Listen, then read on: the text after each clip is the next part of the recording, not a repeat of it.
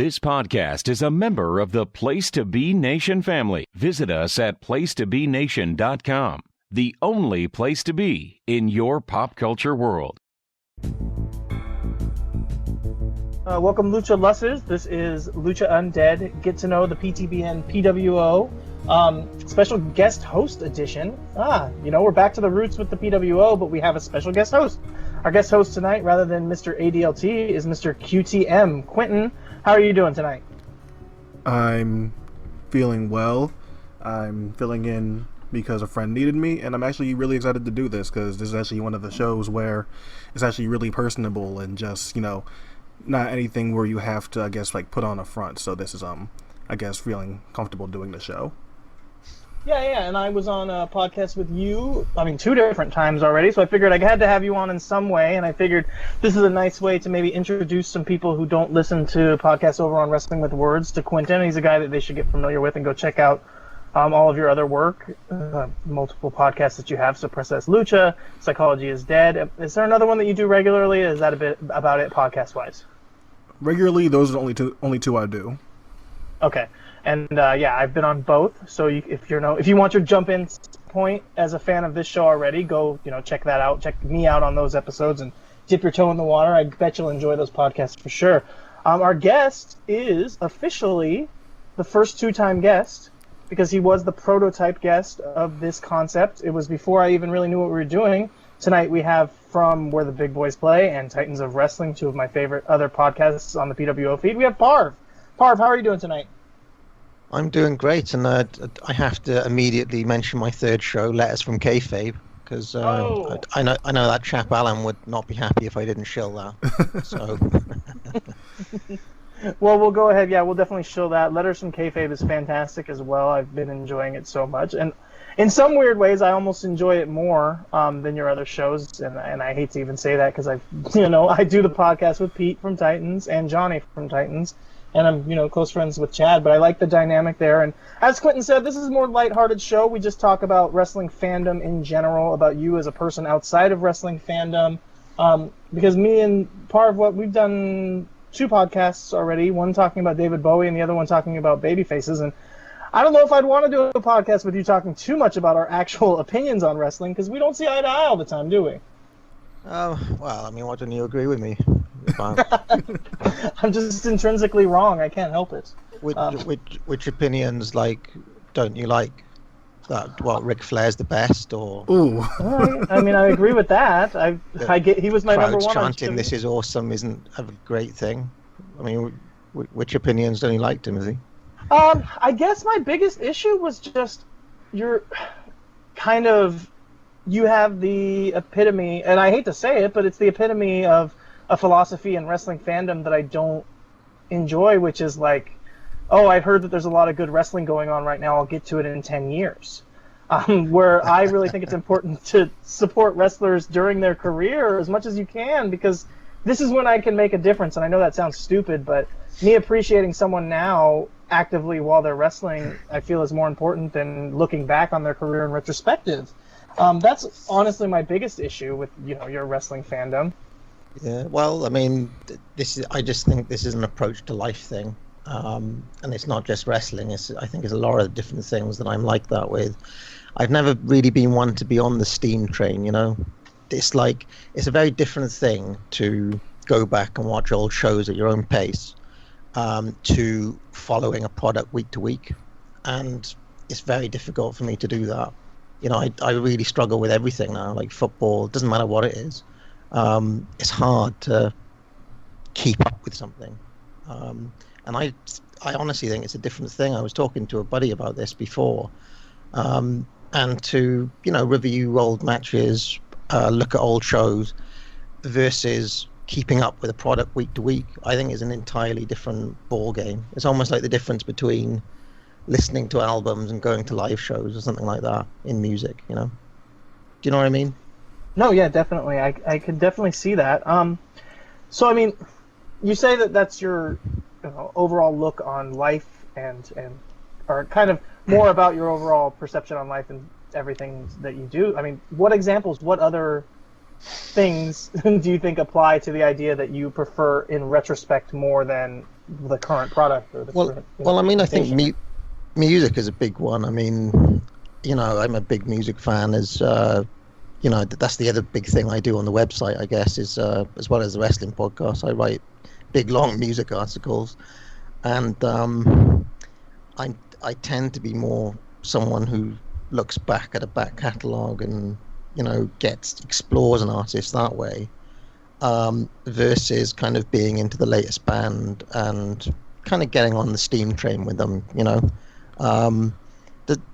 So, I mean, I've had friends before who are big music fans, but they approach it that, they're always into the latest thing, whatever Pitchfork is writing about, what is that thing at the moment they call it?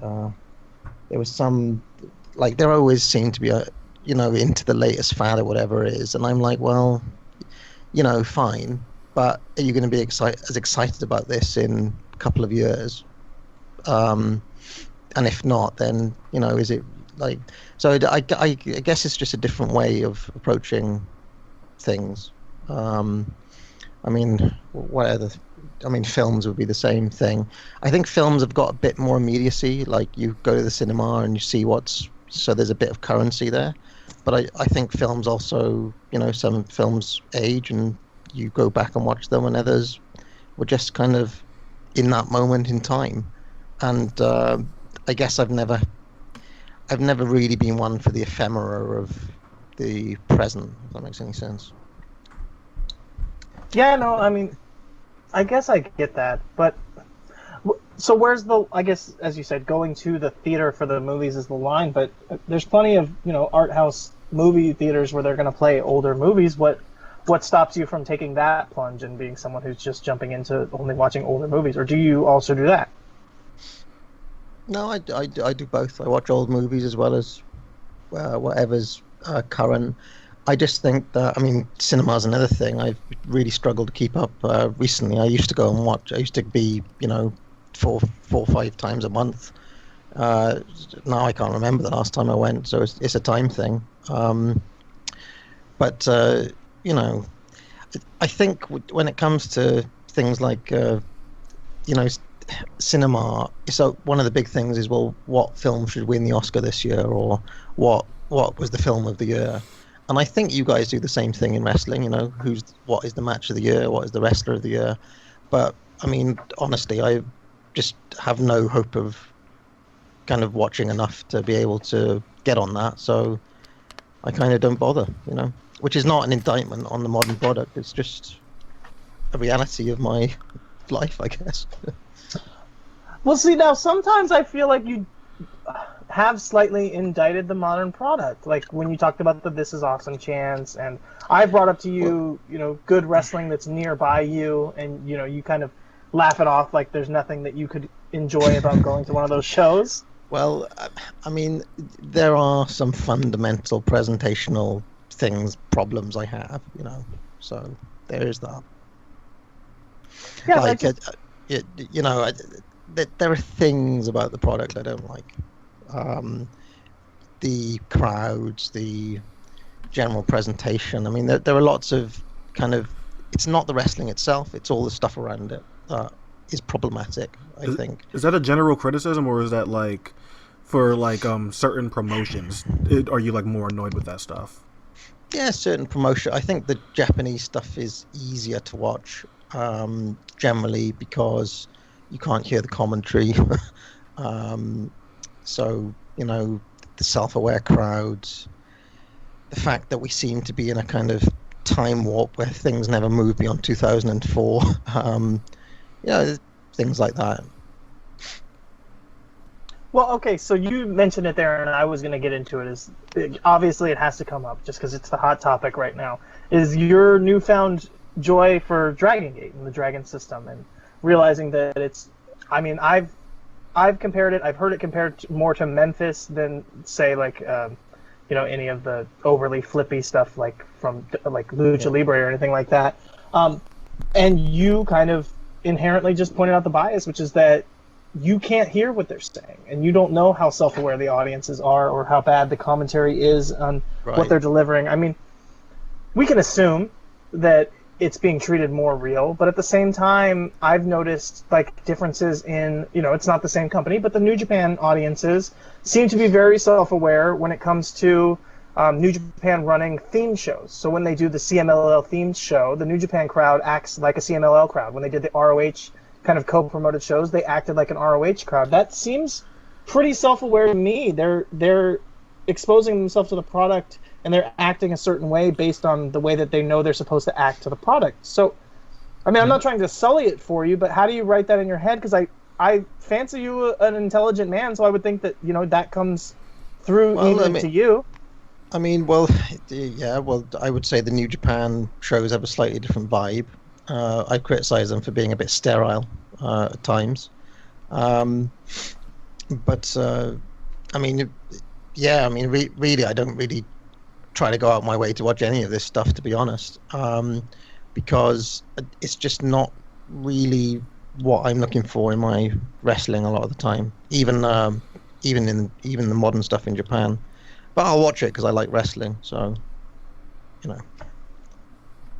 Okay, so obviously when you first got exposed to wrestling, it wasn't old tapes, was it? I mean, what was the first stuff you were watching when you first got exposed to professional wrestling? It would have been a WWF by, I don't know, circa 1990, 1989, something like that. And then after a couple of years, I also started watching WCW. Came on late at night here in the UK. I was watching it about 2 a.m, WCW, Saturday night with Jesse Ventura and Jim Ross at that time. So it would have been 92. So I caught like the Dangerous Alliance stuff on there. So that was my kind of early fandom, WWF and WCW. I was probably too young to catch the World of Sport, the Big Daddy stuff. So I didn't really see that, although if you ever did mention wrestling to anybody at that time, they would have invariably have mentioned Big Daddy if they were over a certain age, which remains the case even today. So, okay, you mentioned that, and we all know your co-host, Alan. Is it? I mean, I know it's Alan Cheapshot on Twitter, but he doesn't go. It's Alan Blackstock. It's what he kind of goes by on the podcast, right? He's a big proponent of Big Daddy, and you said you weren't even really exposed to him as when he was when it was contemporary. But where do you come down on that, Big Daddy for Hall of Fame, Big Daddy as a whole for the wrestling industry in the UK or in general? What do you think? Well, I mean, I think he kind of has to go in, because if he doesn't, it will kind of almost act as a plug for everybody else. So, like, Jim Breaks is also on the ballot, but I can't really envisage a world where Jim Breaks is going to be able to go in until Big Daddy goes in. So he kind of has to go. It's almost like having a Hall of Fame without Hulk Hogan in it, something like that. So, yeah, I generally agree with the arguments that he has to go in. He's just that famous, I think. Well, could you make an argument for Big Daddy's kind of negative impact historically is, not having good in-ring skills, and so all you've got is the draw, and I don't know if he was a knockout draw candidate level to say 100%, and then when you compare a more rounded Jim Breaks, who also has influence with his style even now, obviously becoming more popularized, and that his in-ring was so much better, could you not make that argument to say he's a more well-rounded candidate that should go in? You could. I think with Big Daddy, it's the level of fame. It's the fact that he is literally synonymous with wrestling to a certain age demographic, that he was, name checked by Margaret Thatcher and the Queen and things like that. I doubt the Queen would know who Jim Breaks is. But I have a question on that though. I guess like a comparison I could think of, but maybe not, I guess, wholly accurate, because he may have had a shorter run on top as a major draw as Junkyard Dog. So if Junkyard Dog's run as a top draw, and I guess would have been in Mid-South, so what, like maybe 3 years, and his reputation isn't being a good in-ring guy, but he's a major name and was a key star in a certain demographic, is that like a comparable name when it comes to Big Daddy's case? Yeah, I would say JYD and Big Daddy are comparable. As another kind of guy who wasn't that great in the ring, I mean, JYD's case is basically built on creating a market in New Orleans where there wasn't one. So yeah, I would say there's some comparable aspects to those two. I'd probably say on balance that Big Daddy was a bigger star, just in terms of mainstream. I feel like everybody knew who Big Daddy was, even if they didn't follow wrestling. Right. Whereas, I mean, I don't know, maybe in some places in Louisiana that would be true of JYD. He was like a phenomenon, So yeah, that's why maybe. That's why I was wondering where you were saying, for I guess the British contingent, that for everyone else to get in, if Jim Briggs has a hope to get in, Big Daddy has to get in. So I was like wondering if like the same thing would apply to Junkyard Dog, who has significance, but in a, I guess, more racial way. Well, I mean, yeah, it's kind. I mean, I don't know. It gets to a point where it's a bit apples and oranges, because at JYD's, I would say the natural comparison points for someone like JYD would be, without the racial element, would be like a Kerry Von Erich. Right. Those would be kind of natural comparison points. Then you add in what he did for particular racial demographic there in Louisiana, and maybe that puts him over the top of someone like a Kerry Von Erich. Whereas I think Big Daddy is more of a kind of national kind of synonymous with wrestling, unique to Britain in a way. I mean, I think Giant Haystacks would be the other name. He had a really big feud in the late 70s, early 80s. But I mean, like for me personally, I'd be a lot more enthusiastic about, say, Jim Briggs, because I just like his work a lot better. I don't particularly enjoy watching Big Daddy. I've never been a fan of his. But I feel like until he goes in, it will always be a perennial sticking point. And his case is a lot stronger than somebody like Sting, for example, who that is also true of. I feel like until Sting goes in, that will constantly be a sticking point. So, yeah. All right. I mean, I want to keep digging into this, but it is not the point of this podcast. There's an official rule this year that no one is doing any Wrestling Observer Hall of Fame podcasts. So we have to knock it off and not talk about this topic anymore. So I don't know where to go from there. Well, I guess I do. So Parv, you mentioned music. You're a big fan of music, movies.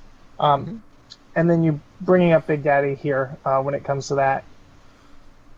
I wanted to ask, because for me, you've always seemed not to be someone who has kind of that regional bias.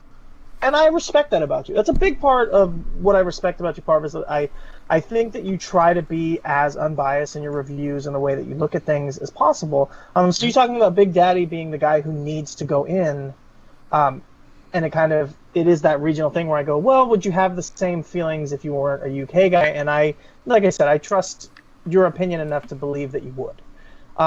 But does that extend to everything? Because I rarely hear you talk about, British artists. We did talk about Bowie for like 2 hours.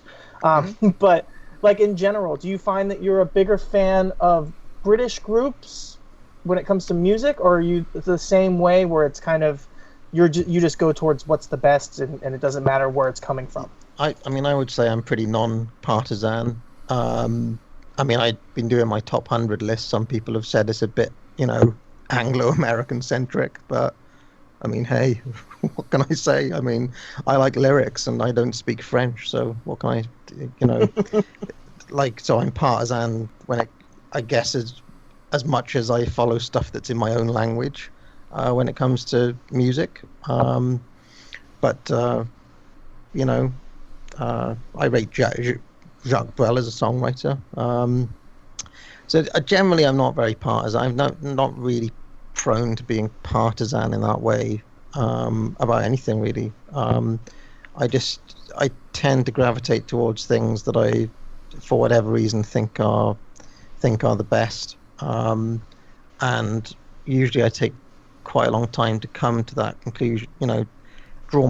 Take a while overdrawing my conclusions on artists, wrestlers, films, whatever it is. Do you think that comes from being kind of that scholarly, retrospective person? Yeah, I think it's an overall approach to things, and I'm the sort of person who, if I'm into something, I'm into it all the way, and that means knowing it inside and out, looking in places that maybe wouldn't occur to some people, really trying not to leave any stone unturned, and certainly that's my approach to music. And it's also, to an extent, been my approach in wrestling, although since the big event that we had, the GWE, I have gone in a slightly different direction with my wrestling viewing, because I need to restore some of the fun to my wrestling fandom, as it were. Because there's there's only so much kind of deep, like, I don't think wrestling was made to be watched, like to watch 20 matches of one wrestler all in a row. I think it's made to watch whole shows. So I'm going more towards trying to watch whole cards or whole shows, although I am still doing individual match reviews here and there.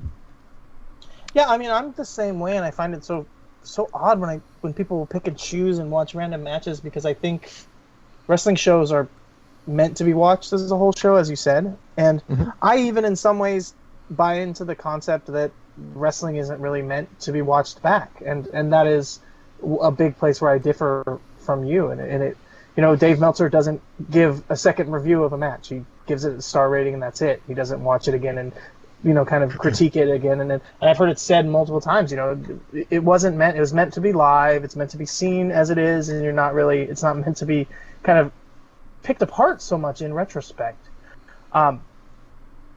So for you, as you are like diving into watching full shows, what are you finding? Like, do you find that, say, a match that you would have enjoyed on its own, that you're appreciating it more in the context of the whole show that was around it, or less? Or do you have any examples of something that's kind of stuck out to you in that it had that effect?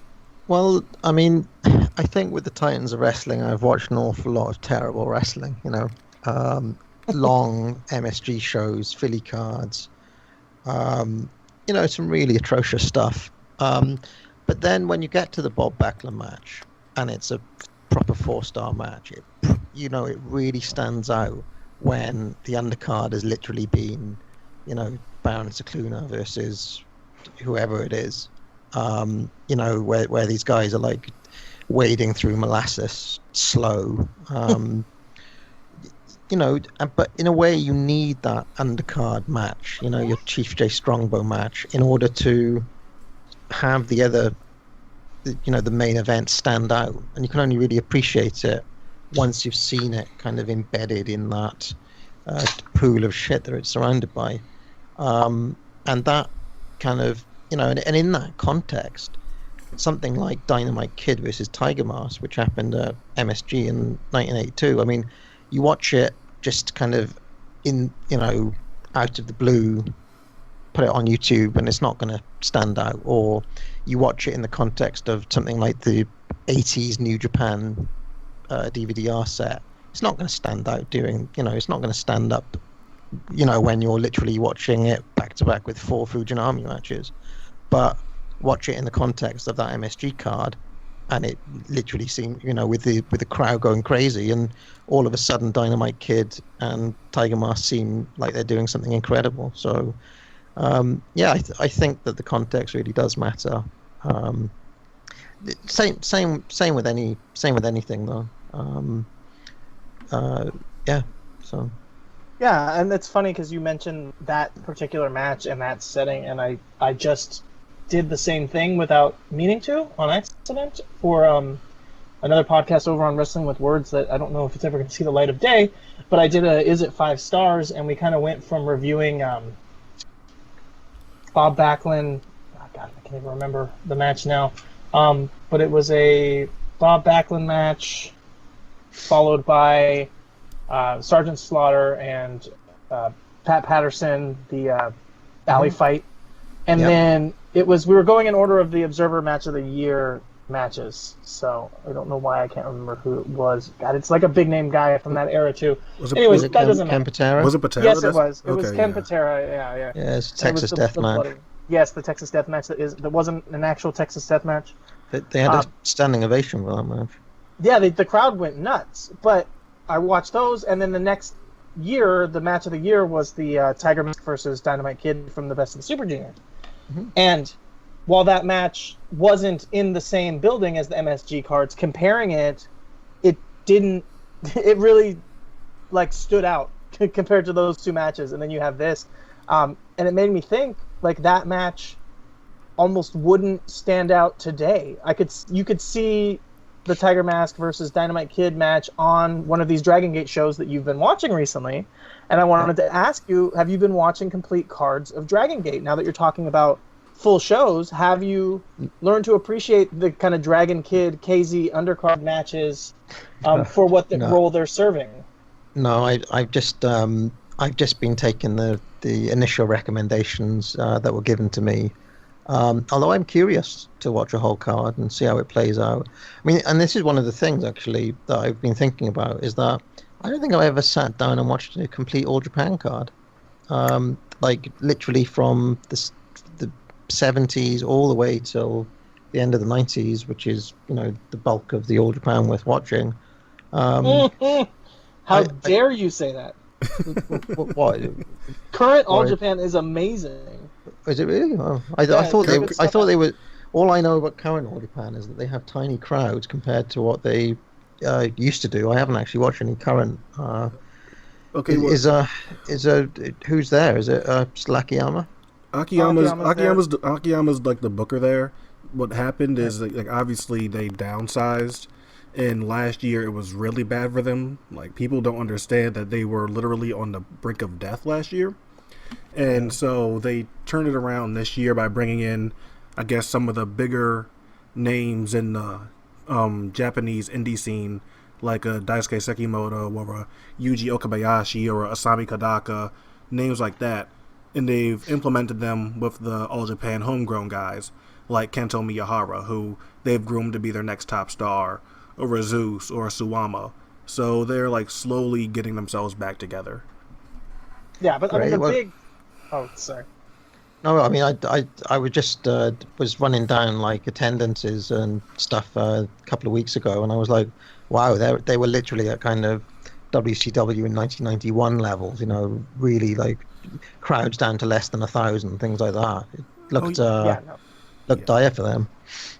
Yeah, that's for sure. But for me, I think the biggest kind of takeaway or the biggest shining star, there's a lot of really great stuff in what Quentin was talking about, was when you talk about like kind of homegrown guys, is that they have this big guns tag team of the Bodyguard and Zeus, who are like jacked up, they look like they're on steroids. Well, and they're becoming, well, of course they're not on steroids because all drugs are illegal in Japan. But they've become amazing workers. Like they're not just juiced up muscleheads. They have fantastic matches with great storytelling and awesome work rate as well. So, and Bodyguard appears to be in his, late 90s or something. The guy just looks like he started wrestling when he was like in his mid 30s.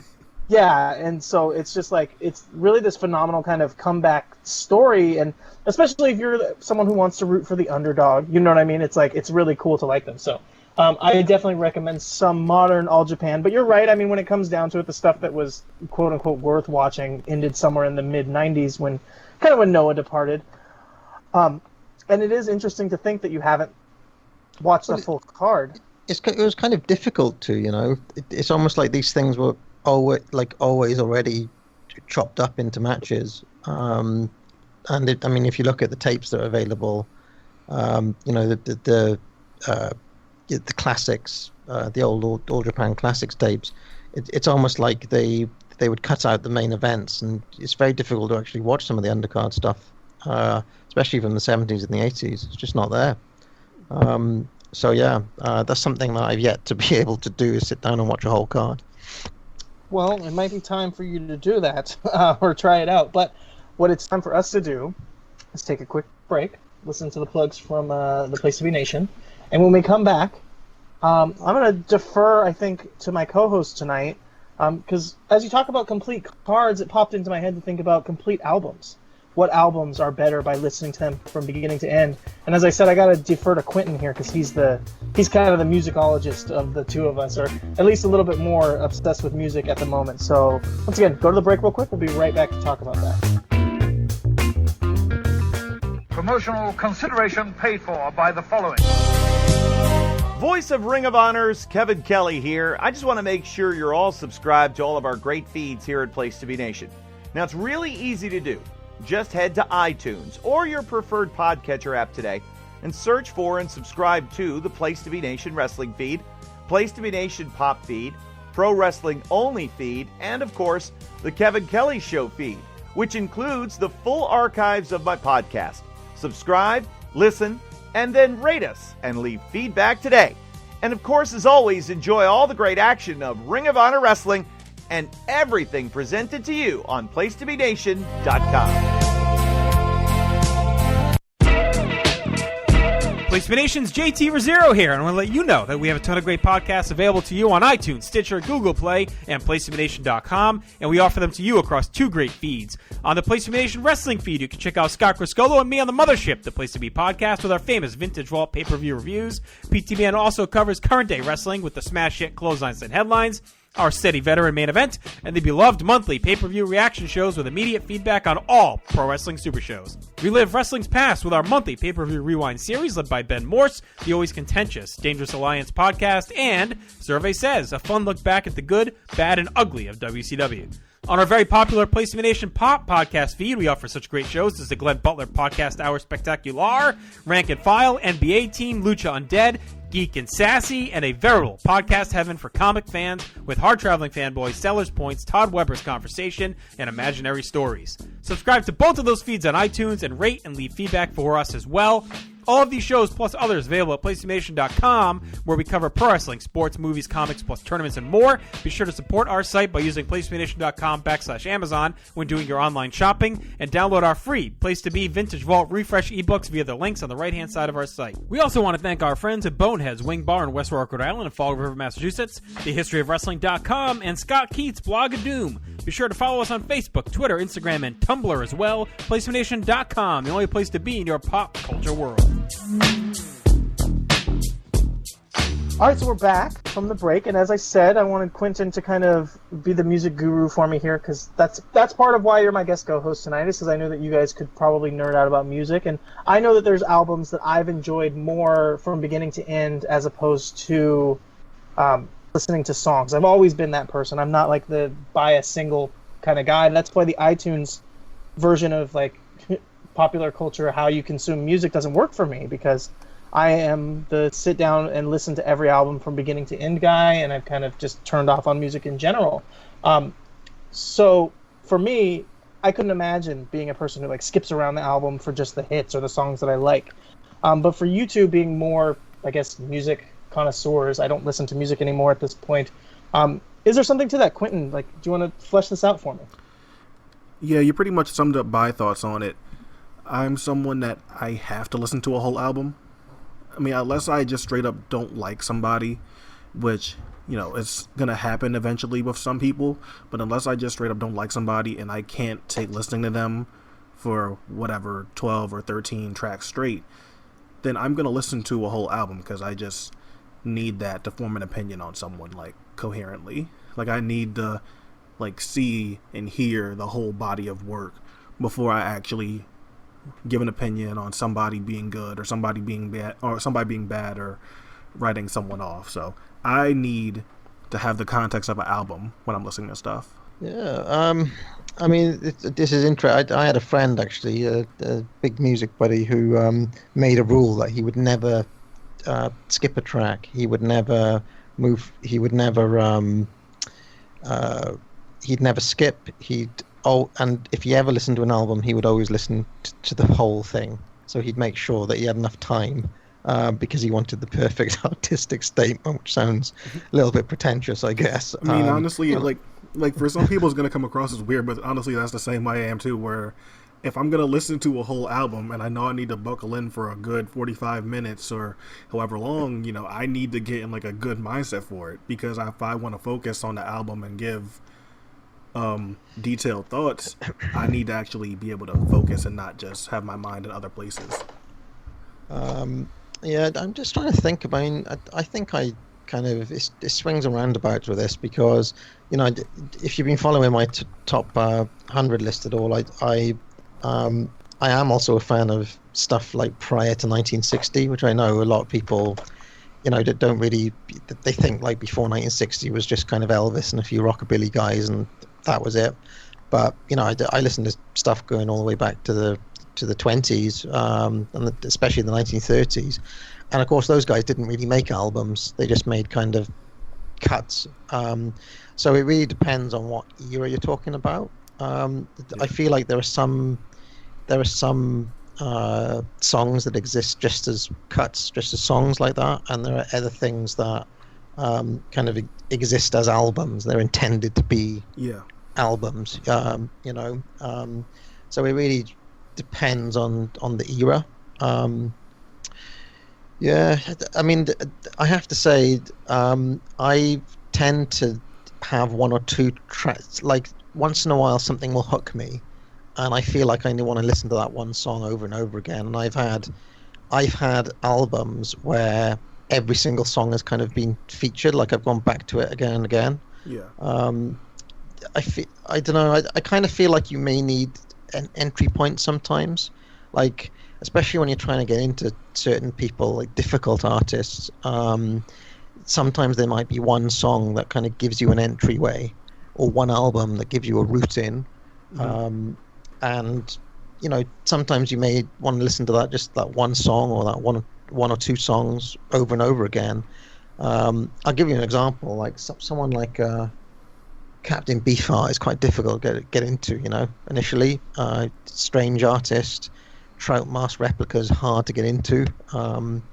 And, you know, an album like Clear Spot, easier to get into, and there's one or two tracks on there that, you know, are kind of a hook, and you can get into them, and then you get to know other songs done in the same style. So I want to say that I'm not so strict about moving from the start to the finish, that I kind of get hook into one or two tracks and then expand from there to get to know the album, and then expand from there to get to know the artist, if that makes any sense. Yeah, that does. Yeah, that's fair. Oh, go ahead. I'm going to say, yeah, that's fair, because my thing is, when I'm listening to the album the first time, I need to hear it all the way through. I'm not saying like every time I listen to an album, I need to listen to it all the way through. Say, Kendrick Lamar has some of my favorite albums ever, but I'm not listening to the album every single time through whenever I listen to a song from it.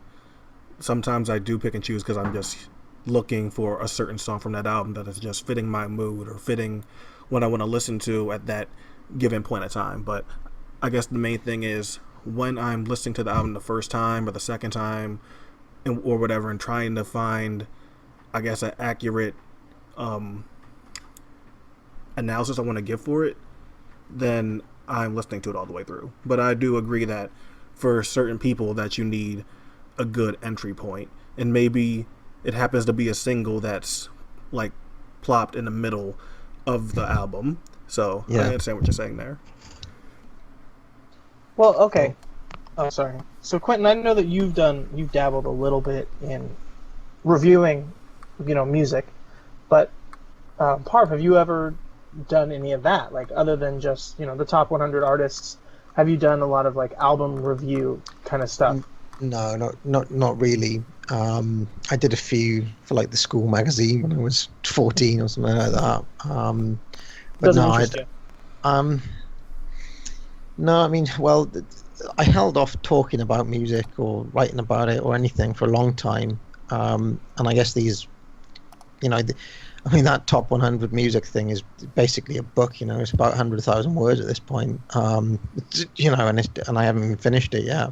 So I guess I'm kind of in these long form articles, kind of sprinkling in reviews that I never wrote along the way, if that makes any sense. So, but no, I've never really written album reviews. And okay, so if fans of the podcast have listened, they heard me with Scott Criscolo, one of the other members of the PTBN, one of the core four, talking about music podcasts, because he's a radio guy who even talked about that he never did a real kind of music show. And he said, that they don't work because you don't have the licenses, you don't actually play the music. But what do you think about music review podcast? Why is that not something that Parv has ever done, being the guy who's so obsessed about wrestling and just as obsessed about music? Why hasn't there been a, Parv music review podcast? Well, we did, me and good old Will from Texas did have a music show, and we recorded something like 40 hours, maybe even more. I remember we had a 5-part series on the Kinks. We had like a 3-part one on Bowie, which was very long. We got into all sorts of things on that. And basically my hard disk died and we lost it all. And we were doing this thing where we wanted to get it all in the can and then release it. And of course, fate would have it that we just lost that particular show. So we did try to do it. And in terms of the copyright laws, I just played kind of like snippets, because I think there's below a certain amount you're allowed to play. So I just played snippets of songs in between when we were talking about them. But I guess it wasn't to be. But it's interesting that I've never found a music podcast that I've listened to, though. For some reason it hasn't worked when it's been tried. I do want to say Bob Dylan had a decent podcast called the Theme Time Radio Hour. That kind of worked quite well. It's like a traditional radio show in a podcast form. I never knew he had a podcast to begin with. It was basically a radio show that was people had converted into MP3s, I think. Oh, okay. But that's a really interesting, because he's got, he's obviously old and he's got a kind of cool voice, and they do it on a certain theme. So like the theme would be, I don't know, rain, and then all the songs would be about rain. But he'd play you'd get to know some really interesting music through that. And clearly he was Bob Dylan, so he had the license for it. So that worked. It almost makes me think of Henry Rollins' show, which I don't know if you've ever listened to it, but it's probably very similar, and I bet it would port out to podcasts very well. Just because it's, he's very personable and can do that kind of intimate, conversational interstitials between the songs, and knowledgeable as all get out. So I guess maybe that's the trick, Parv. You just gotta. I think you're gonna have to get after this, because after me and Scott talked about that, it keeps kind of being that nut I can't crack when I think about how do you make a music podcast that actually works. Yeah, it's difficult. I mean, I kind of feel that with music, it can get a bit dry, or it could be a bit boring. Maybe I want to say. I can think of ways to make it interesting, but I don't really know if there's a market out there, for someone listening to me break down, Village Green Preservation Society or something. I mean, maybe. Who knows? I think. You can go ahead, Tim. Oh no, go ahead, Quentin. Oh, I guess what I was gonna say is that maybe for something, I guess that's kind of niche, that it'll be like you have every right to be skeptical about the market for it.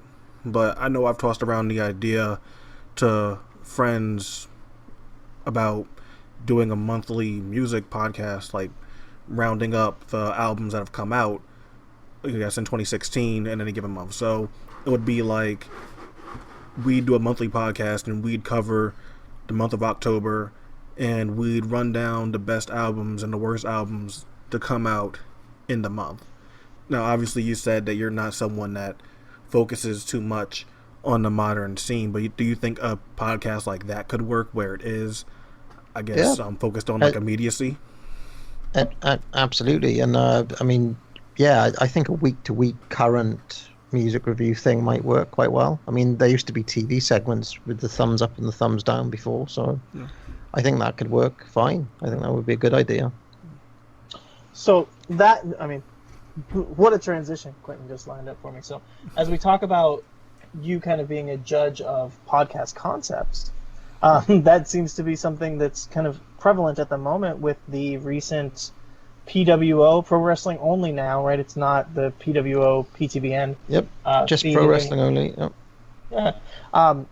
Having its pilot season, which is kind of interesting, as, you know, some shows are maybe a little bit more sporadic than they used to be. I know Titans has, in some ways, expanded while in other ways contracted, it feels to me, where you have these kind of in-between episodes with Kelly and I believe the host of Lucha Aftering, who I don't know or Lucha Afterground, who I don't know his name off the top of my head because I'm a terrible podcast feed mate.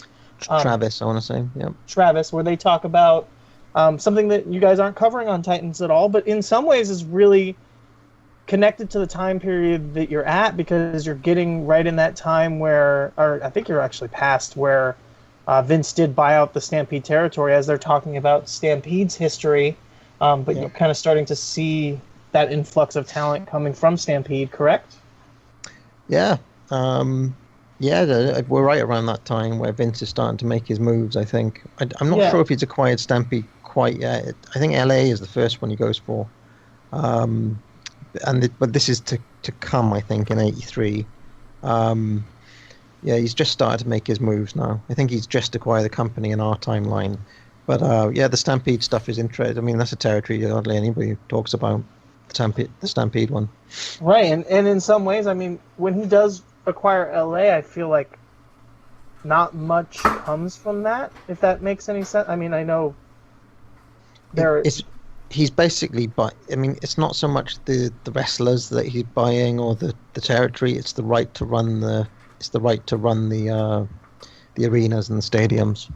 You know, that means that he can start running shows with Hulk Hogan on top in LA. That's basically what it means. Which does become a big deal because, you know, Hogan, I think at some points Hogan has been billed as being like from Venice Beach or something, even like at that point. The West Coast is a huge market, right? So and so you know, it's a huge spread out. But to me, I think the purchase or the territory purchase that's the bigger deal and has more ramifications down the line is the Stampede, just because of how much it influences his business. And the biggest thing is obviously Bret. You know, like Bret Hart becomes one of their biggest stars.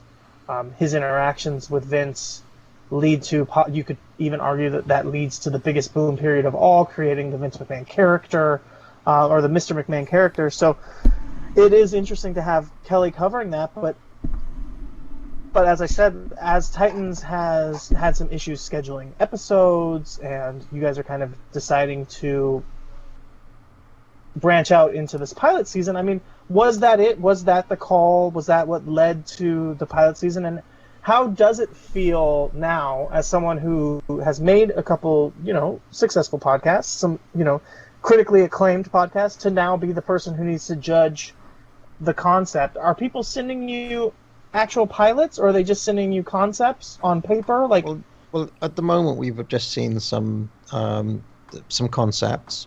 I mean, the reason that we did the pilot is that we thought, well, we've had the feed now since 2013, and we kind of kept it quite a closed shop. I mean, the number of new people we've allowed on have been relatively. I think actually you and Travis are probably the last two people to join the feed. Timothy. Obviously, Between the Sheets have just gone out onto their own feed, which is a good move for those guys. And we thought, well, maybe this might open up some room on the feed for some new voices. We can't just have lots and lots of, like, I've got 3 shows, Kelly's got 2 or 3 shows, Pete's got 2 shows, and it was probably about, like, there are certain things that that we can't cover or don't want to cover, but there's a market for them out there, there's an appetite for them, and we're committed to producing quality content, so we thought we'd throw out the call and see what came back. And yeah, there have been some pretty cool concepts so far. I mean, I don't know if I'm allowed to.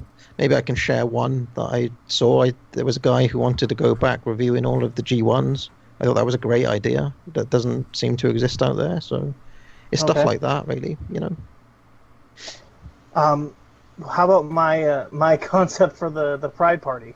Will be the name of the podcast, or the Pride Parade, and I will review all the prides from the beginning to the end, all the Japanese MMA shows. I think that's a killer concept. We need to get started on the Pride Parade. Sure, and I think there's a group of guys who that will appeal to, who maybe are less interested in some of the, like, it's all about we've always tried to provide shows that literally don't and cannot exist elsewhere. It's like kind of shows made by hardcore fans catering to these specific niches. So, I mean, my call to anybody is, like, if there's a show that you'd love to exist and it doesn't exist, like, pitch that show and present it yourself. That's basically all my shows are. They're all shows that I would love to listen to myself, that just weren't there.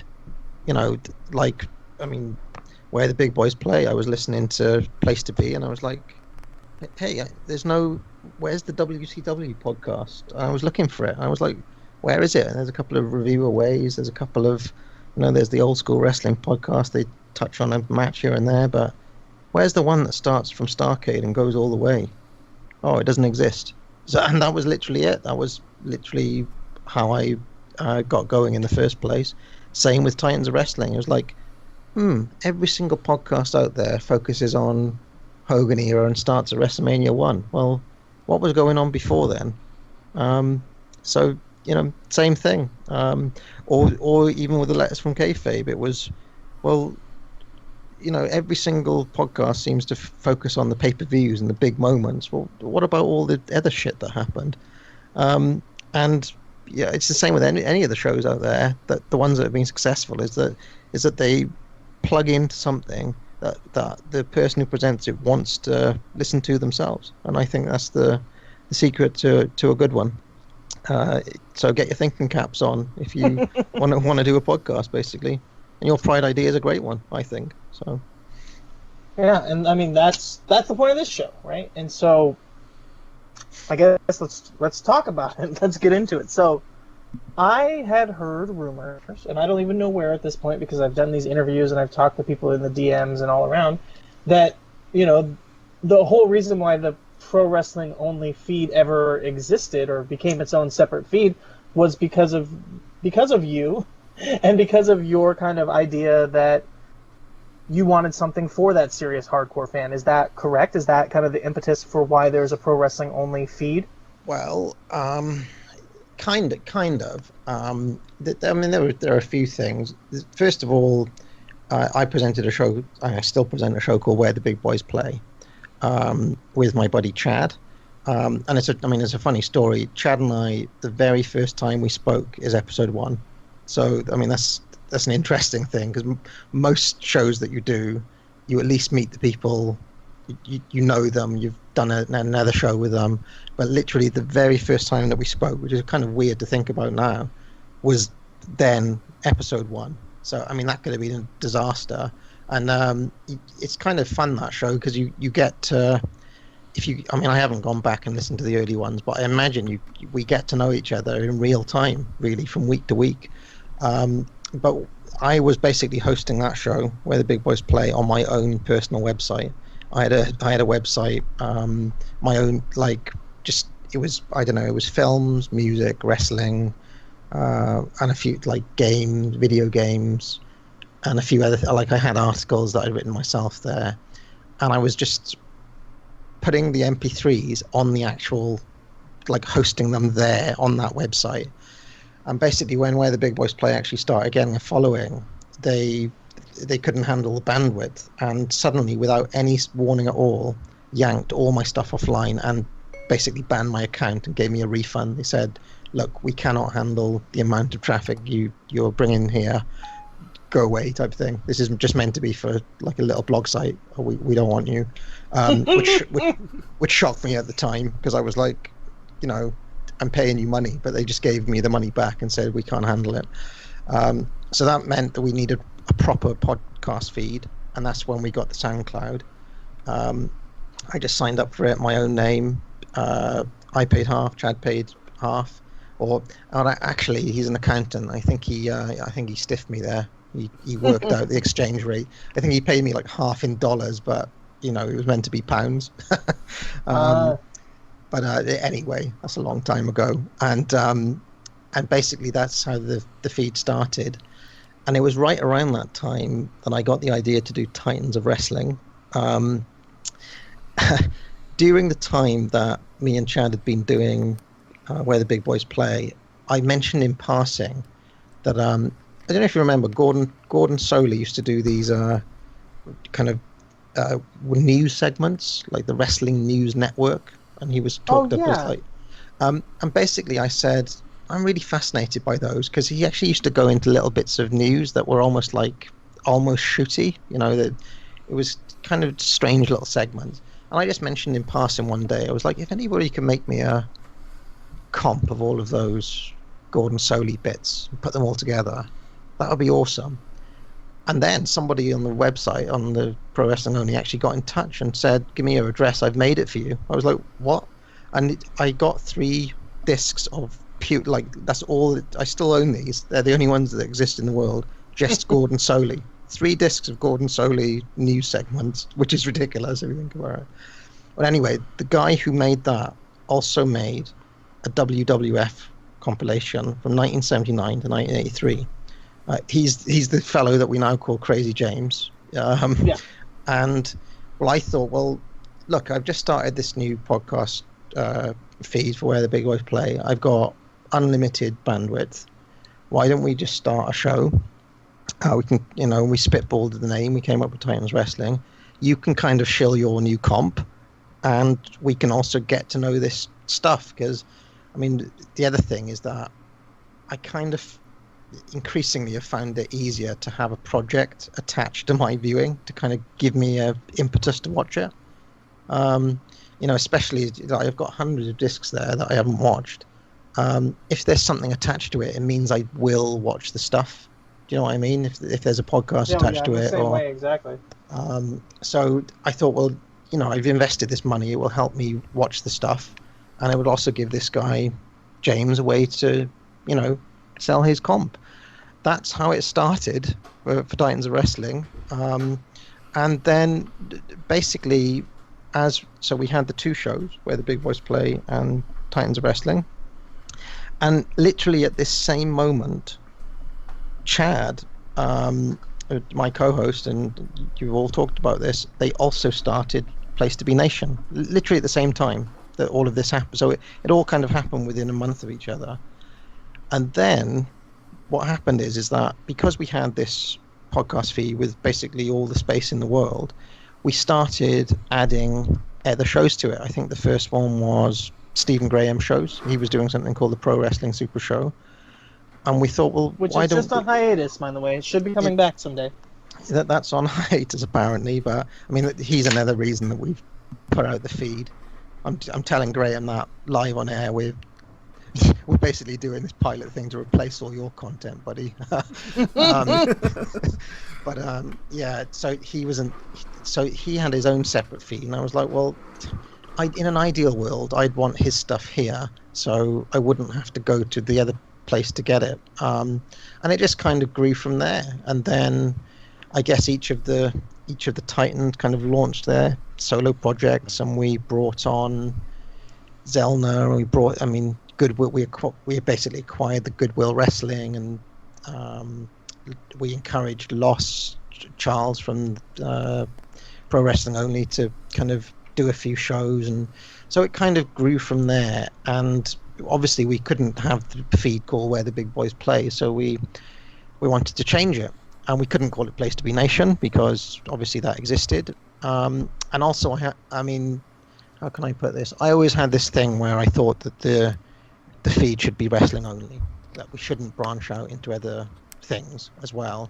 So it kind of, we all knew each other from the forum, so that's kind of how the feed started, and we are where we are right now. So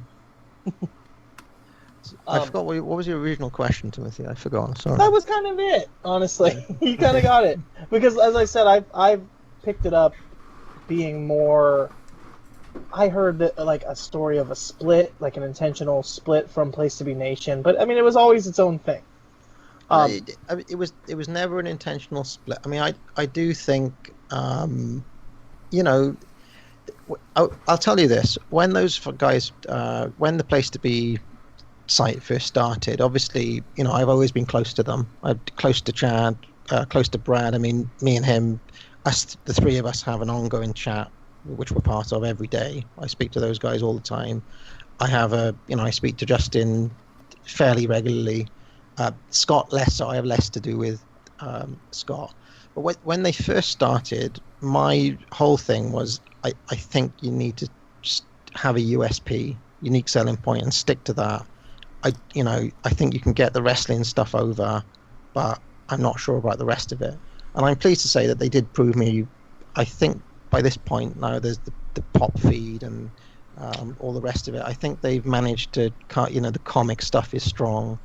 I think they've managed to prove me wrong on that, and they were right to kind of go across the board rather than just stick to wrestling. So, but at that point, I was like, well, I think we should definitely keep this feed to just wrestling content and specialize in that and get it over as that, because, you know, nobody wants to hear me talk about football or music or anything else when it's a pro wrestling feed, you know.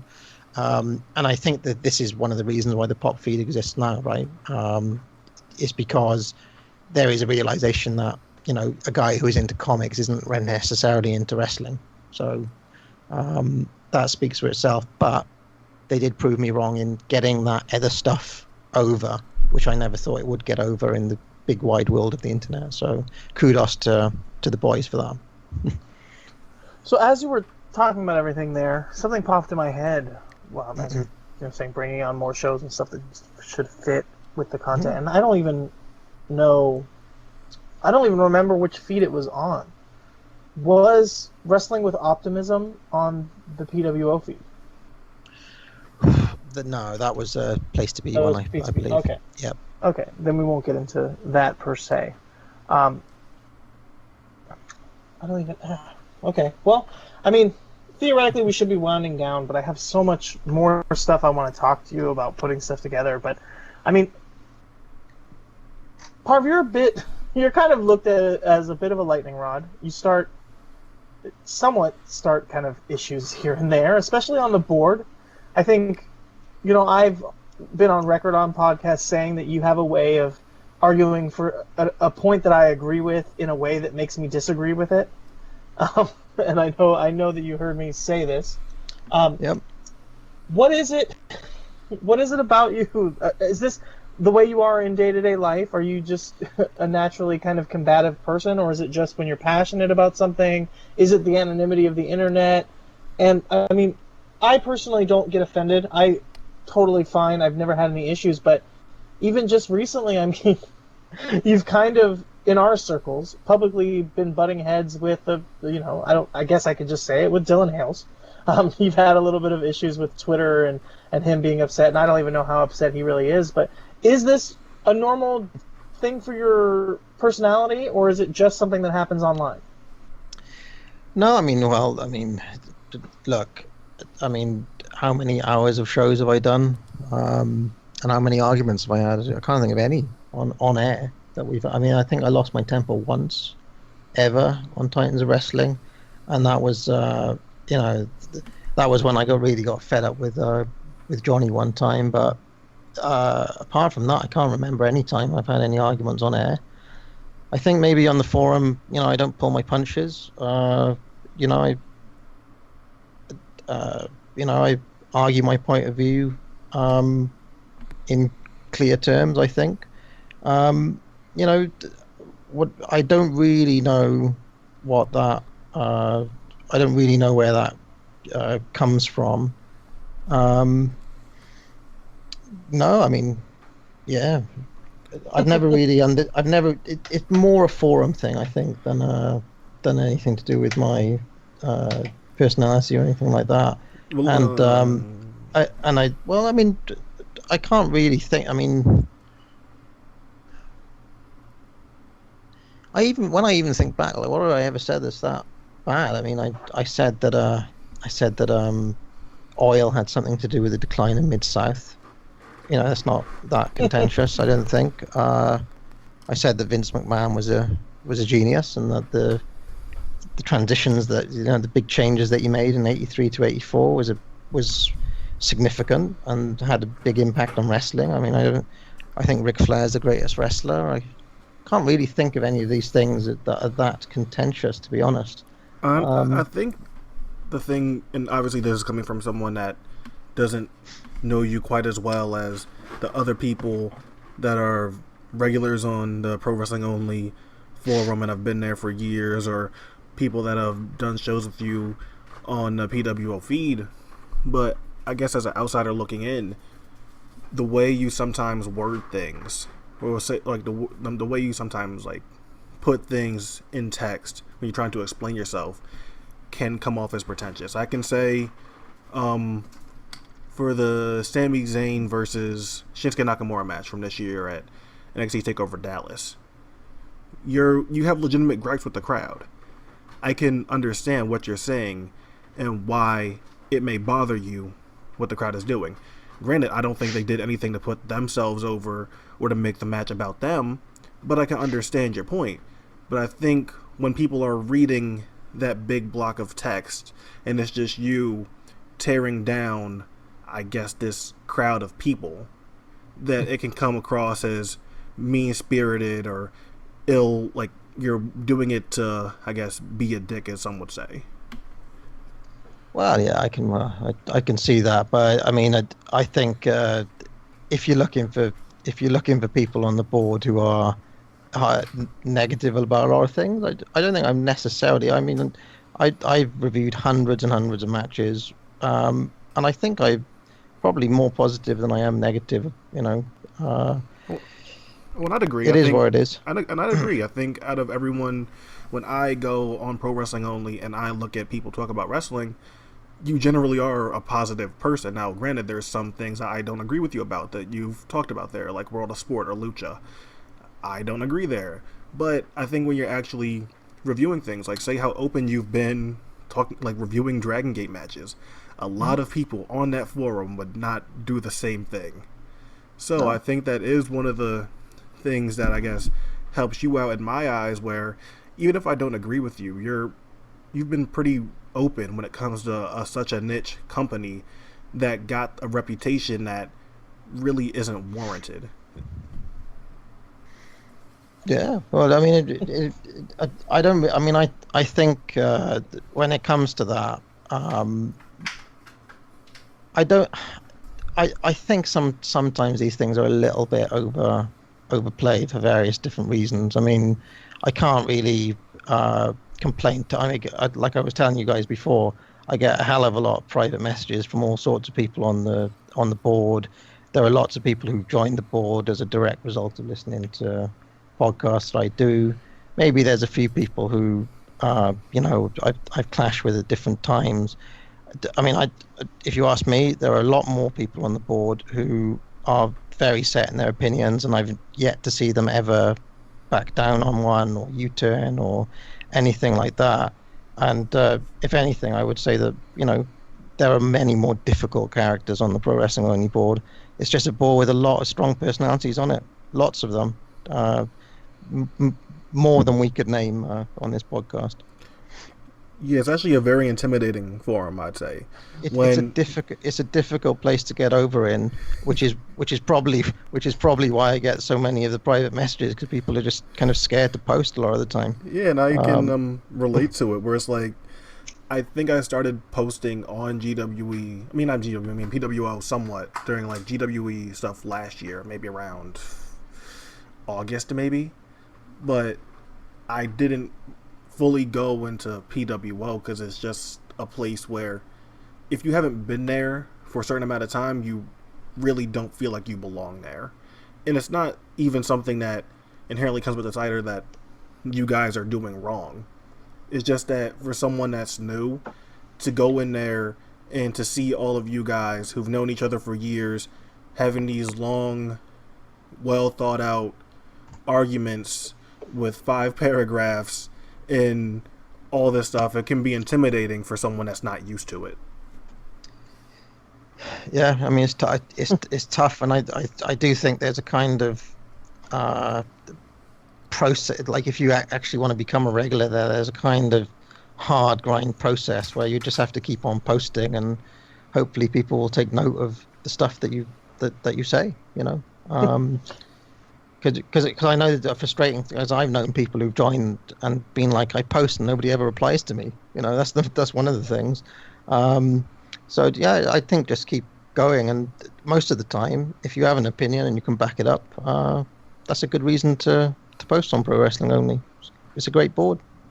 Yeah, no, it really is. And as you said, it's hard to get over there. I mean, I'm not even over there. I can see the difference between when I have to post the episode of This Week in Wrestling on the podcast forum between when I post it and when Pete posts it. Because, people respect Pete more. And even though it's the same show, just because Pete posted it, they are more likely to check it out than if I post it. And I know that there's specific people on the board who, literally will not respond to me. I can quote them and say exactly, respond what they're asking for, have a counterpoint to what they're saying, anything, and they just won't respond back to me. It just happens. And it is a very, as you say, it's intimidating. It's, for me, the person that I am, I don't get intimidated by that because, we're all just people. I totally get where they're coming from in some ways, or I understand that the reason why that they do that is they have a certain concept, but I don't care, if that makes sense. It doesn't hurt my feelings. I just know what to expect. But as I said, a while ago, I guess, you do have some gravitas on the board, I guess. You do, you are considered the top dog. To me, I mean, do you not feel in some ways like a pretty major ownership of PWO? No, not at all. I mean, I'm a relative newcomer. I only joined the board in 2011. I found the board because I listened to something called the Old School Wrestling Podcast. The Flair Chops guys, that guy basically. And Will started, he kind of somehow got on their feed. And I started listening to Will's shows, and he kept on talking about these different sets that he had. I'm sure you've had the same experience. And I was like, what are these sets? Well, how can I get hold of them? And I kind of reached out to him, and that's how. And basically, I joined the board to try to buy one of the sets in the first place, and it went from there. And I mean, I'm sure people. There was a period where I first joined the board. It takes time. That's all I'll say. But just keep on posting. In terms of being, I don't know. I just do what I. The thing is that I only really post in the podcast bit and in my own threads. I don't really. I've said this before. There are thousands of posts that I've never even looked at in PWO. So I don't really know where the perception comes from that I'm some big dog there. I would say Loss. He's the admin of the site. He's a major guy. PF3 is one of my favorite people there. Really underrated poster. Love his stuff. Soup 23, Chad. I mean, Yeah, there are some great posters there. Pete, I mean, my co-host on This Week in Wrestling, Pete, is a admin and I mean, posts fair reviews. play to Pete. Every single day, he does those NWA reviews, and he keeps up with them. You know, just dedication. Yeah, I mean, Atani's jacket. I mean, you know, I've basically had a ongoing private message conversation with him for I don't know, years now. You know, we've mainly been talking about music in there, but some of the best conversations I've ever had have been with him, just in the private messages. You know, every once in a while we'll engage on the actual board itself. You know, he's written some great posts, but like again, he could be someone I'd imagine like with the wealth of knowledge that he's got, and I mean, let's face it, he doesn't pull any punches when he's got a strong view on something. It's kind of hard to argue with him, right? Or Elliot is a tough guy to argue with. So I can see why the board might be intimidating to some. But you know, it is where it is. I just think that when I first joined the board, the most amazing thing for me was just the amount of learning there, just reading and learning stuff. Like, it's the only place you'd go where you'd throw out a wrestler. It'd be like, I don't know, you'd go in there with all these preconceived notions. It's like you've got all these preconceived notions of what you think wrestling is, and they just get smashed to smithereens within seconds. You'd be like, the Berserker, did he ever have a good match? And people would be like, what? The Berserker's a great worker. I was like, huh? this Berserker, and it's just like that, you know, over and over again. It'd be like, you know, this jobber from 1993, you know, or I like. Can you picture a time when you thought of Greg Valentine as this kind of boring, bland guy, you know, who like the guy who had the feud with Ronnie Garvin, and you didn't really like him that much? Like, I don't know. There's a kind of perception of Greg Valentine out there somewhere, and then there's the kind of, you know, have you watched all of these great matches with Tito Santana? Have you seen him in Mid-Atlantic? And it's like, oh wow, this is a different world. And all of a sudden it's like, wow, Greg Valentine's a great worker. And I'm just trying to explain like that whole process of pre and post, and to me I think it's worth the work, because it's made, I think that board has just transformed my understanding of wrestling in every single way, and that's on all of the members there. It's an education, I think. Even JDW has taught me lots. You mentioned, I guess, PWO kind of shattering what some people may have as preconceived notions when they first joined the board. I guess two examples would be one of my favorite wrestlers ever, unabashedly, and no matter how much I'm going to be on PWO posting or reading stuff, one of my favorite wrestlers ever is always Shawn Michaels. But when I go on PWO and read up on Shawn Michaels, how people feel about him, you know, it's very negative, and it's a shock to the system, because I never viewed Shawn Michaels the way a lot of people do. Or say Buddy Rose, or the reputation on Buddy Rose, if you go by the WWF or WWE lore of it, that he was fat and lazy and out of shape and a comedy guy. But you go on PWO and it's like, no, you got to watch Portland, where he's teaming with Ed Wiskowski and having feuds with Rick Martel and all these guys. Oh, you got to watch the AWA stuff when he's facing the Rockers. Like, and it opens your mind to all these other things. But because before that, you know, Buddy Rose was a joke, and I do think PWO is like helpful for that. Absolutely. I mean, transformative for Buddy Rose. I should say on the Shawn Michaels thing, I mean, he still came in the top 50 of the GWE, didn't he?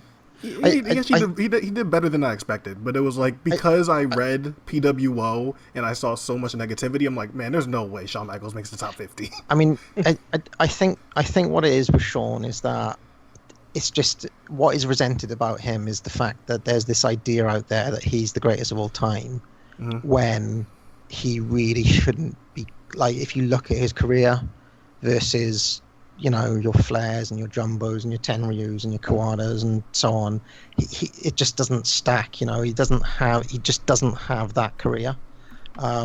So I think that's where it comes from. Although I do think people go a bit far when they say, you know, his peak was in the Rockers and all this sort of thing. I mean, Yeah. you know, like you've got to take that with a pinch of salt, though, sometimes as well. I mean, I think the more mind-blowing thing might be like the way Kurt Angle is viewed. I think that's a big difference between PWO and people out there. Like, I know I'm a big fan of Kurt, and then when I go on PWO, people hate him and say that he's the reason of the excess finisher kickouts in WWE, and I'm confused by that because that was a thing that happened before he was even there, and that was a thing that was happening before he was even wrestling. So it's always something that boggles my mind when people like pinpoint Kurt Angle as the reason for all these. Probably like, Randy finisher Savage, spams. to be honest. When I think about it, I think Randy Savage is ultimately to blame for WWE main event style. Randy Savage, or even if you want to go back further and I guess talk about Steve Austin and The Rock spamming rock bottoms, and Triple H spamming pedigrees, and those guys having one finisher in the Attitude Era main events. I don't blame Kurt Angle for that. That's always weird to me. No, I mean he is a bit go, but I've always had a softer spot for Kurt because, you know, I love a suplex, so what can I say? It was interesting there is, as you talked about Shawn Michaels being compared to the greatest of all times, your lists Flair, Jumbo, Tenryu, Kawada. Was that your top four, though? I mean... No. My top four was, I think, Flair, Jumbo, Masawa, Kabashi, I want to say. No, Terry Funk was two. Sorry, I was about to say our top four was very different then. Because I just thought it was interesting that Kawada came up in your kind of four off the top of your head, but I know he wasn't in your top four. I think in my mind there were 15 guys who legitimately could have been in the top five. Yeah. And Kawada was one of those guys. So I was just, you know, that there's a. In fact, I think I had Daniel Bryan 16, and he was like pretty much my cut-off point. Anyone above there is like the top tier guys were. I think I had Bockwinkel as one of them. Brian was my number one, and then Bockwinkel was like my 10. Yeah, I can see that. It depends where you're coming from. I don't have anything against. I mean, Brian is one of the most complete wrestlers of all time, so I'm not gonna knock him at all. Oh no, I understood why certain people like didn't want to put him above like a certain point because, you know, recency bias is a thing. It's just, I guess, when I went back and I was looking at him from every single place that he wrestled in, whether it was ROH or PWG or WXW or New Japan or Evolve or WWE or anywhere that he wrestled in, it was like, I can't think of a single time where he wasn't great. So that was like the big thing for me because I just watched everything of him possible. Sure. No, I'm not gonna. I think anywhere. Well, clearly I put him at 16. That's where my big lav machine told me to put him. But anywhere in the top 20 is cool for Brian, I think. Top five even. Yeah. So I have to let you go because it's like way too early in the morning for you, and we could keep talking forever because we're amazing, insane wrestling nerds here. I just want to say that Daniel Bryan gave Kamala his best match. I'm going to officially put that on record. And we're going to go to one more quick break. We'll go to one more quick break. We'll come back, and then Parv, we're going to close it out with the final question. You good? You ready for that? Sure. All right. The PWO PTBN feed has changed its name. Now it will be known simply as Pro Wrestling Only, so it should be easier to find and indeed to say. All of your favourite shows are still here, including Where the Big Boys Play, Letters from Kayfabe, Titans of Wrestling, Tag Teams Back Again, This Week in Wrestling, and many, many more, including our full archives of tremendous content. So make sure you subscribe to the Pro Wrestling Only feed today. It's time for the final question of the night, which is someone who only knows you from your podcasts, from your articles on PTBN, which are, you know, amazing. All of which, everything is amazing. maybe, you know, it doesn't have to necessarily be someone who only knows you from the PWO board, but you can also include that if you like. What's something that if they found out about you would shock them? I want to say it was the time that I had an argument. I was having an argument with my ex-wife in the car, and I basically didn't want to be in this argument so much. I jumped out of the moving vehicle and did like a full Hollywood roll. We were going about 30 miles an hour. Wow. Were you driving? No, she was driving, but okay. Still, it was pretty insane. Yeah, that's a good one. That is... I was not expecting that one. Wow. Yeah. Okay. Yeah, that is pretty good one. What do you remember what you were arguing about? No idea. No clue at this point. You had to get out of there so bad that you jumped out of the car. Yeah. It was either going to be that or... Was you going to like crash the car with you two in it, or... I don't know, but something bad was going to happen unless I made a move, and that was my move. I mean, it seemed like a good idea in the moment.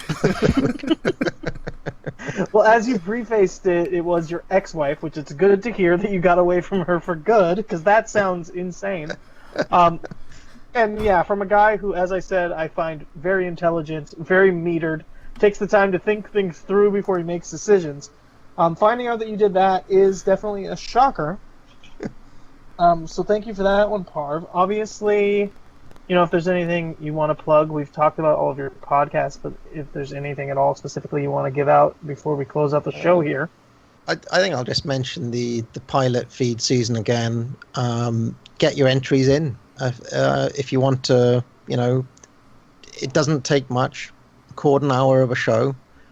Talk about anything you want, as long as it's wrestling, obviously, and send it to us. And, you know, we'll put the pilot out. And I don't exactly know what the rules for actually picking up shows is going to be, but I'm guessing the ones that people really enjoy are going to be the ones that end up staying. So, great. That's it. And yeah, and let's keep them under an hour, guys. You know, that's the point of this show. Obviously, we went long with Parv, but, you know, we don't need a bunch more monsters on the feed. We can get you can get your points out there within an hour. All right, Quentin, thank you so much for, you know, filling out Adrian's seat tonight. You did a fantastic job. Adrian should be scared for his position here. But what do you want to plug out there, Quentin? Let everybody know what they need to check out. You can follow me on Twitter at QT_Moody. As Timothy mentioned when introducing me earlier on in the show, I host 2 podcasts on Wrestling with Words, Sorpresa es Lucha and Psychology is Dead, both very different shows. I'm working on an article about Zack Sabre Jr., who's my Wrestler of the Year for 2016, and that will probably be out within the next week or so. So I guess be on the lookout for that, and that's about it. All right. Well, yeah, definitely go check out Quentin's podcast. I've been on both, and I was fine. I was, you know, my normal self. And I also am a full-time listener to his shows because I find them both to be amazing. The guy's just fantastic. Obviously, I listen to Parv's shows because how can you not? And as always, go check out my shows, This Week in Wrestling. And this is it. Oh, I've got a couple new reviews. I've been doing more reviews on Wrestling with Words, so go check those out. I've got DNA is going to become an official full-time thing for me, so I'm reviewing all the DNA shows, except for who knows about this DDT universe thing, so we'll see if I'm still able to follow them. And then from there, got some other reviews. Otherwise... Just one thing, Timothy, before yeah, we go off air. I do believe that I've just had the official go-ahead from Brad here that we can in fact talk about Quentin's big move. So why don't we talk about that right now? So let's get this out then. So when you're listening to this, it's going to be like the middle of the week. But Quentin, congratulations, I guess. Not part of the pilot season, obviously, but switching over, big move here. We got Psychology is Dead is now going to officially be on the PTBN feed. Or PWO feed. Yeah, I didn't think this would break in the middle of the show, but yeah. But when well, it's the end of the show. But when you're listening to this, yeah, I guess that the switch is going to be official. All right. Well, everyone, yeah, definitely go check it out. As I said, I can't plug it enough. I love the show. Obviously, I was the first guest, because you save the best for first, as they say. And then from there, it just gets better. So thanks, everybody, for listening. And when it comes to, all things in life, the most important things are the 3 Bs, which are good buds, good beers, and good banter. Good night.